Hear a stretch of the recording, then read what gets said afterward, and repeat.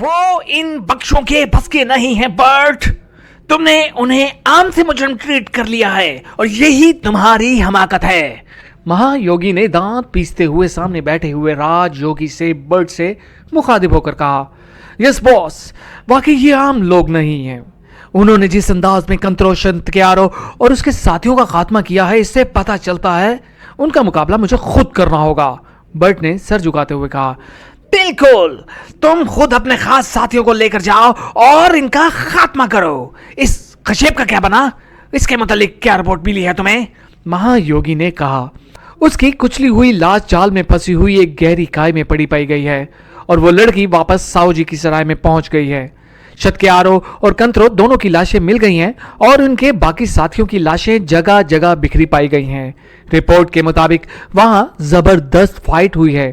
चंद बख्शों को गोलियों से हलाक किया गया है और चंद जरबात से। शतकेआरो की खोपड़ी टूटी हुई मिली है और कंत्रो के जिस्म पर ऐसे निशानात हैं जैसे उस पर बेपनाह तशद्दुद किया गया हो। और हैरत अंगेज बात यह है कि इमरान और उसके साथियों में से एक आदमी भी जख्मी नहीं हुआ और ना हलाक हुआ है। वो सब सही सलामत साओजी की सराय में वापस पहुंच गए हैं। बर्ट ने मजीद तफसीलात बताते हुए कहा, इसी बात से तो मुझे तशवीश लाक हुई है। मैंने तुम्हारी रिपोर्ट मिलने के बाद हेडक्वार्टर से बात की है। उन्होंने भी यही हुक्म दिया है कि उनके खिलाफ पूरी ताकत इस्तेमाल की जाए और उन्हें हर सूरत में हलाक कर दिया जाए। महायोगी ने कहा, ठीक है बॉस, अब ऐसा ही होगा। साओजी की सराय में मेरा खास आदमी पहुंच चुका है और वो मुझे उनके मिशन की मुकम्मल तफसीलात मुहैया करेगा, फिर हम उनका रास्ता रोक लेंगे। बर्ट ने सर हिलाते हुए कहा। और फिर इससे पहले कि महायोगी उसकी बात का जवाब देता, अचानक मेज पर रखे हुए वायरलेस फोन की घंटी बज उठी और महायोगी ने जल्दी से उठकर उसका बटन ऑन कर दिया। Hello Mangal Sao calling Rajyogi, hello Mangal Sao calling Rajyogi. Button on होते ही दूसरी तरफ से भारी सी आवाज सुनाई दी, ये तुम्हारी कॉल है। महायोगी ने रिसीवर बर्ट की तरफ बढ़ा दिया। यस सर, मैंने यहाँ आते हुए कॉल को यहाँ डायरेक्ट कर दिया था। बर्ट ने सर हिलाते हुए कहा और महायोगी के हाथ से रिसीवर ले लिया। यस राजयोगी ट्रेनिंग, बर्ट ने तहकमान लहजे में कहा। सर, इमरान और उसके साथी साओजी की सराय से रवाना हो गए हैं। मैंने उनके सामान में 1130 डेक्टम पहुंचा दिया है। अब उनके रास्ते का इशारा आपको चेकिंग डेक्टम से आसानी से मिल जाएगा। मंगल साओ ने जवाब दिया। वेरी गुड, उन्हें इस पर शक तो नहीं हुआ? बर्ट ने खुश होकर कहा। नहीं जनाब, उन्हें इसका बिल्कुल पता न चला। मंगल साओ ने जवाब दिया। गुड, वैसे वो किस रास्ते पर सफर कर रहे हैं? बर्ट ने पूछा। बॉस, अभी वो निकले हैं और मैं आपको रिपोर्ट देने के लिए यहां रुक गया था। वैसे मेरा आइडिया है कि वो चारों नीतम पहाड़ी के रास्ते की तरफ गए हैं। वैसे उनकी जो बातें मेरे कानों तक पहुंची हैं उसमें रत्नागर का भी जिक्र आया है। मंगल साओ ने जवाब दिया। ओके ठीक, तुम्हारे पास जीरो ट्रांसमीटर तो होगा? बर्ट ने पूछा। यस बॉस, मंगल साओ ने जवाब दिया। तुम इंतहाई एहतियात से उनका ताक़ब करो। सामने आने की बिल्कुल जरूरत नहीं है। जरूरत पड़ने पर मैं तुम्हें खुद कॉल करूंगा। बर्ट ने तेज लहजे में कहा और बटन ऑफ करके रिसीवर रख दिया। घर के मुतालिक मंगल साओ की रिपोर्ट इंतहाई अहम है, राजयोगी ने कदरे परेशान लहजे में कहा। यस बॉस, और इससे साबित हो गया है कि उन्होंने कंत्रो पर तशद्दुद करके उससे सब कुछ उगलवा लिया है। कंत्रो रत्नागर के मुतालिक सब कुछ जानता है, लेकिन इससे हमें यह फायदा हुआ है कि वो हमें हेडक्वार्टर रत्नागर में तलाश करते रहेंगे और हमारी तरफ ना आ सकेंगे। बर्ट ने सर हिलाते हुए कहा।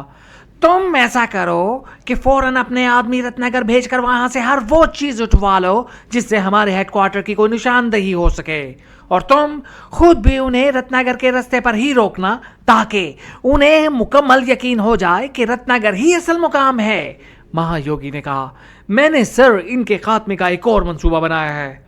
उन्होंने लाजमन कंत्रो से रत्नागर का रास्ता मालूम कर लिया होगा, इसलिए वो चाओशम पहाड़ी की तरफ गए हैं। वहां से रत्नागर को एक शॉर्टकट पड़ता है, लेकिन एक मुकाम ऐसा है जहां वो बुरी तरह फंस सकते हैं और मैं उन्हें वहीं ट्रैप करने का प्लान बनाया है। बर्ट ने जवाब दिया। ऐसा कौन सा मुकाम है तुम्हारे जहन में? महायोगी ने चौंकते हुए पूछा। सर, वो जब चाओसम पहाड़ी को क्रॉस करने के बाद जब नीलम वादी में पहुंचेंगे तो वहां चारों तरफ से इन पर फायरिंग करके उनका आसानी से खात्मा किया जा सकता है। ये एक छोटा सा तंग کنواں نما مقام ہے اور اس کے اوپر ایک چھوٹا سا پرانا لکڑی کا پل ہے جو بے حد خستہ ہے. میں اس پل کو پہلے ہی توڑوا دوں گا.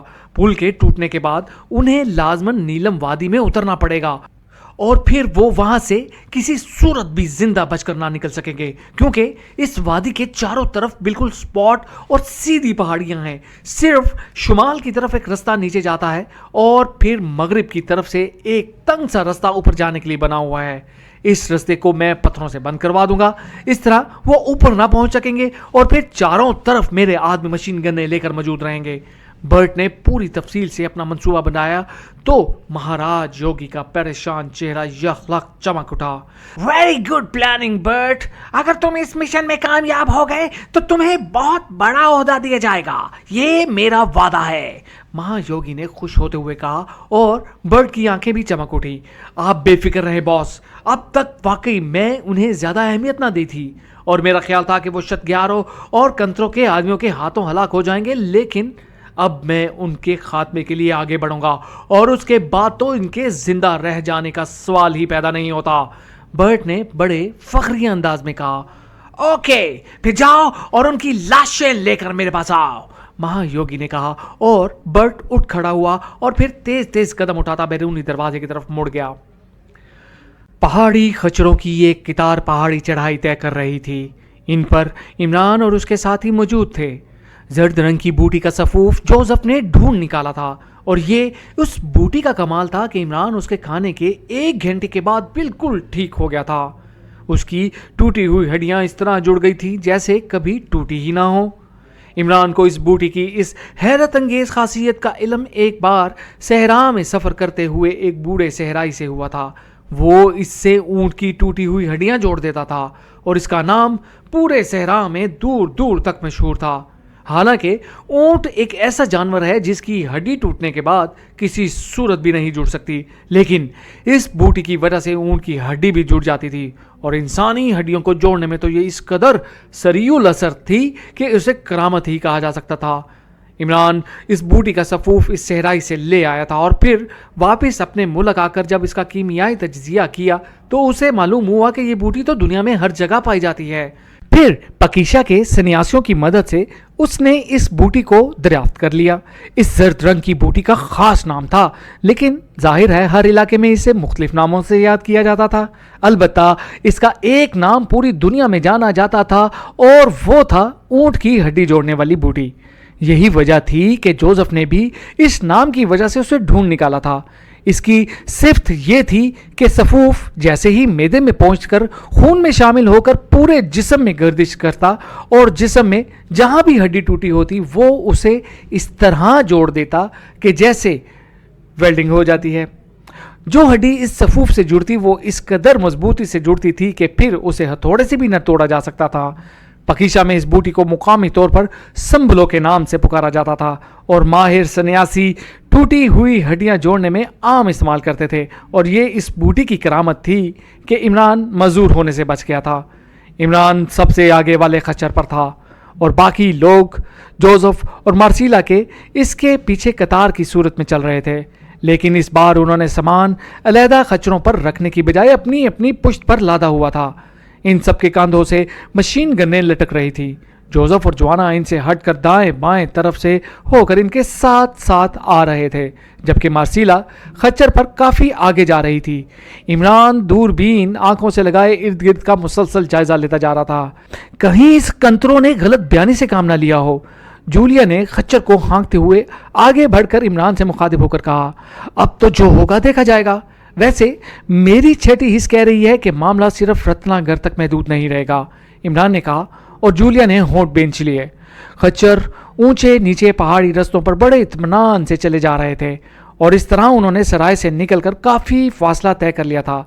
مارسیلا سے عمران نے سرائے میں ہی رتنا گھر تک پہنچنے کے تمام رستوں کے بارے میں مکمل معلومات حاصل کر لی تھی. یہی وجہ تھی کہ وہ اس طرح قافلے کو آگے بڑھائے لے جا رہا تھا جیسے یہ تمام راستے اس کے پہلے سے دیکھے والے ہوں. ایک پہاڑی آبشار کا نام تھا اور اس پہاڑی آبشار کے نیچے بخشوں کا ایک مشہور پکوڑا تھا اور کنتروں نے جوانوں کے بے پناہ تشدد کے بعد انہیں بتایا تھا کہ اس پکوڑا کے نیچے خفیہ تہہ خانے ہیں اور ایک راستہ اس پہاڑی کی طرف جاتا ہے جہاں سے زیرو میٹل نکالی جا رہی ہے، اور پکوڑے کے نیچے بنے ہوئے خفیہ تہخانوں میں ہی ایگل فائٹرز کا ہیڈ کوارٹر ہے، اور وہیں راج یوگی اور مہا یوگی رہتے ہیں۔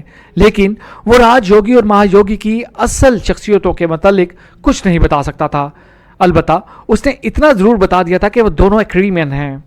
کیا اس راج یوگی اور مہا یوگی کو علم نہیں ہو گیا ہوگا کہ میں نے کشیپ کو ہلاک کر دیا ہے اور وہ کنترو وغیرہ بھی ہلاک ہو گئے ہیں؟ جولیا نے ایک بار پھر کہا۔ یقیناً علم ہو گیا ہوگا، جو لوگ اس قدر ذہانت سے کام لے سکتے ہیں وہ اتنے بے خبر تو نہیں رہ سکتے، عمران نے سر ہلاتے ہوئے کہا۔ تو پھر یہاں ہمارا کیا تحفظ ہے؟ کسی بھی طرف سے ہم پر گولیوں کی بچھاڑ ہو سکتی ہے، جولیا نے ہونٹ بیچتے ہوئے کہا۔ جہاں تک تحفظ کا سلسلہ ہے، ہم فوری طور پر اتنا کر سکتے ہیں کہ اطراف پر جوزف اور جوانا موجود ہے اور ہم سے آگے مارسیلا جا رہی ہے۔ ان پہاڑی علاقوں میں معمولی سی نقل و حرکت بھی دیکھنے والے کی نگاہ سے چھپ نہیں رہ سکتی، اس لیے اگر کوئی آدمی حرکت بھی کرے گا تو وہ لازماً ان تینوں میں سے کسی کو نظر آ جائے گا، عمران نے بڑے سنجیدہ لہجے میں جواب دیتے ہوئے کہا، اور جولیا نے اس طرح سر اسبات میں ہلا دیا جیسے بات اس کی سمجھ میں آ گئی ہو۔ ان کا سفر مسلسل جاری رہا اور پھر تقریباً دوپہر کے وقت تھا کہ جیسے ہی ان کے خچر ایک پہاڑی موڑ پر مڑے، انہیں مارسیلا کا خچر واپس آتا دکھائی دیا اور عمران سمیت سب اسے اس طرح واپس آتے دیکھ کر چونک پڑے۔ مارسیلا کے چہرے پر پریشانی کے اثار نمایاں تھے۔ کیا ہوا مارسیلا؟ عمران نے زور سے پوچھا۔ نیلم کا پل غائب ہے، مارسیلا نے چیخ کر جواب دیا۔ نیلم کا پل؟ کیا مطلب؟ عمران نے حیرت بھرے لہجے میں چیخ کر کہا، اور مارسیلا اس دوران ان کے قریب آ کر رک گئی۔ یہاں سے کچھ دور آگے ایک تنگ سی وادی آ جاتی ہے جس کے چاروں طرف پہاڑ ہیں۔ اس تنگ وادی کا نام نیلم وادی ہے۔ اسے عبور کرنے کے لیے لکڑی کا ایک پل موجود تھا، لیکن اب یہ وہاں موجود نہیں ہے، مارسیلا نے پریشان سے لہجے میں کہا۔ موجود نہیں ہے یا ٹوٹ گیا ہے؟ عمران نے بڑے سنجیدہ لہجے میں کہا۔